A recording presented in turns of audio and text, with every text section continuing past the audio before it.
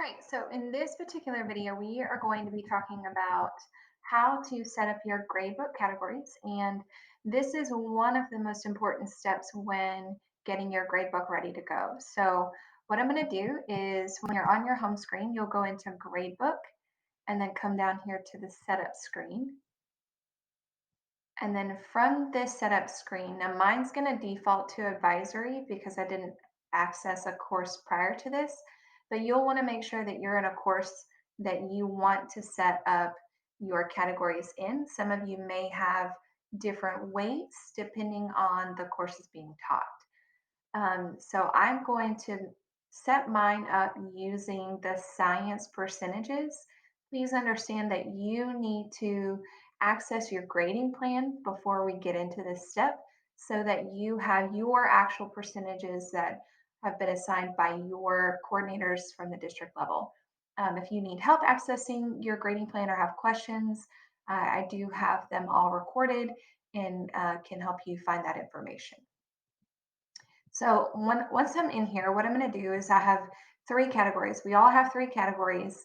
And the first one that I'm going to set up is my check for understanding category. So if I come in here, this used to be called our daily grade category. So it's listed under DG. So I'm going to select that category. And for science, the weight for this particular category is 25%. So I'm going to type 25. Now, this is probably one of the most important parts. When you come over here to marking period, do not check any of them off. I understand that in our brains, we think we should check those off. And we've talked about this in the past with the people who work with the program. However, if you leave those unchecked, then it will simply go to a default mode. If you do check these off, it'll actually create the category twice and can cause confusion if you don't select the same one each time that you assign an assignment. So we're just going to leave those blank.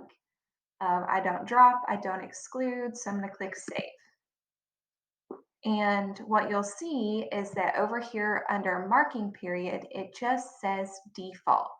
Now, I'm going to show you what happens if you end up creating one and you accidentally check off or unintentionally check off those two categories. So if I do my relevant applications for science, it's worth 35%.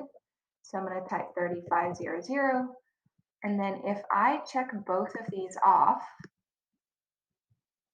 and I click save, you'll see that it actually created the category twice. It created my default and it created the N1, N2. But if you create an assignment and one time you select the default and the other one time you select the N1, N2, it'll actually calculate them separately and it'll mess up your averages. If you happen to complete that step, it's not a terrible thing in the beginning. You just need to go and delete the one that says N1, N2. So the only categories you want to have listed are ones that say default for the marking period. Okay, I'm going to create one more category. So I'm going to come up here to the plus sign. And my last category is for, sorry, I'm having trouble finding my mouse. Actually, hang on a second. The last one I'm going to create is the one for, here we go, my summative assessments. Now, these used to be called major grades, so it's listed as MG. Okay, my weight for this particular category is 40 for science. So double check yours. Now, one thing I do want you to notice is if you add up all of my weights, they add up to 100. For the category, they need to add to 100. That will be a little different when we get to the assignments. All right. So that is all for setting up our categories. All of my categories add up to 100. They all say default. And that is it for this step. Thanks, guys.